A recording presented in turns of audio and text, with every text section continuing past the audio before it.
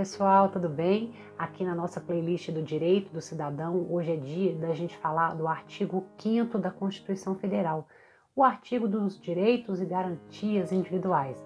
Você já ouviu falar desse artigo? Provavelmente assim pelo nome, não, mas na hora que eu começar a falar dele, você naturalmente vai se identificar.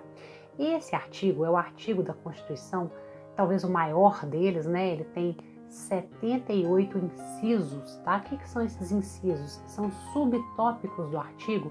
Ele é o artigo mais famoso da Constituição Federal, aquele que em geral as pessoas conhecem.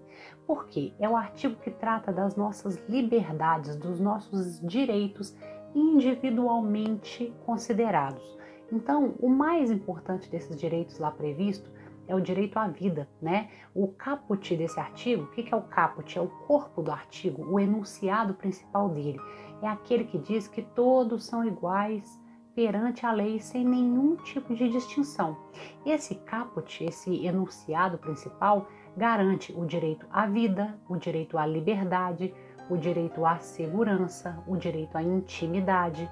Então, é um artigo muito importante, porque ele é uma espécie de cartilha que diz exatamente todas as garantias que o Estado, o poder público tem que nos dar. Então, por isso é que ele é assim tão grande, né? São então 78 tópicos. Bom, o que são esses direitos lá previstos, tá? Nesses tópicos que são chamados de incisos. Bom, tem ali um primeiro grupo de direitos que são os direitos relacionados às liberdades. Então, por exemplo, liberdade de expressão, essa você já deve ter ouvido falar, né? O direito de ir e vir, então a liberdade de locomoção, né?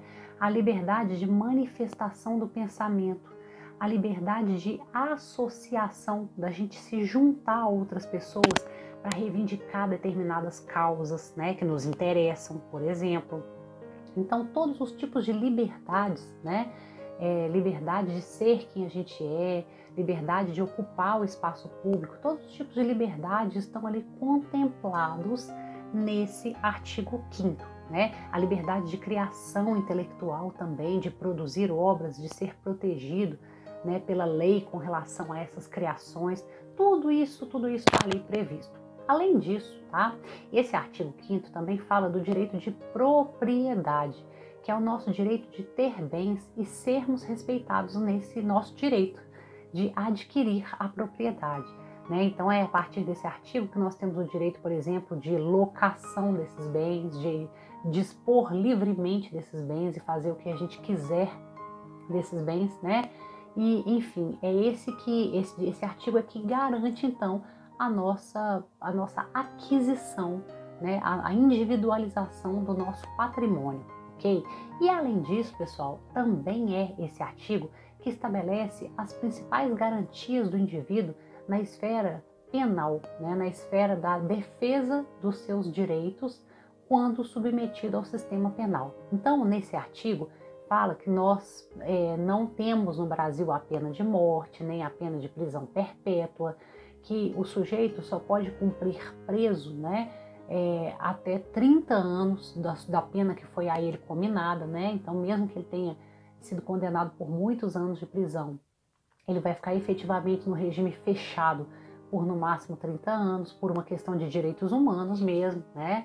E o resto dessa pena ele vai cumprir em outros regimes, né? Que são abertos, semiabertos, enfim. Também é esse artigo que fala um pouco sobre outras questões penais, como por exemplo os crimes que são considerados inafiançáveis, né? Que a pessoa não pode responder em liberdade, como o racismo, os crimes hediondos, o tráfico de drogas, a tortura. Então está previsto lá. Está previsto que ninguém pode ser condenado sem o devido processo legal, sem o direito de ampla defesa. Então a pessoa tem direito de se defender amplamente, de responder a um processo judicial com regras claras, igualitárias, né? E isso é super importante aí também.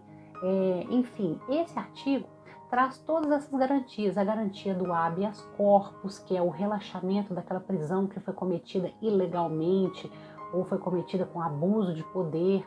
Tudo isso, gente, é super importante para manter um Estado equilibrado, para manter as garantias constitucionais, né, no nosso país, ou seja, garantir que os indivíduos vão ser respeitados nos seus direitos, nas suas liberdades, né, na sua propriedade, junto ao sistema penal, né, ou seja, na relação com outros indivíduos na sociedade. É só a partir deste artigo, né, que realmente o cidadão se sente protegido no sistema constitucional brasileiro.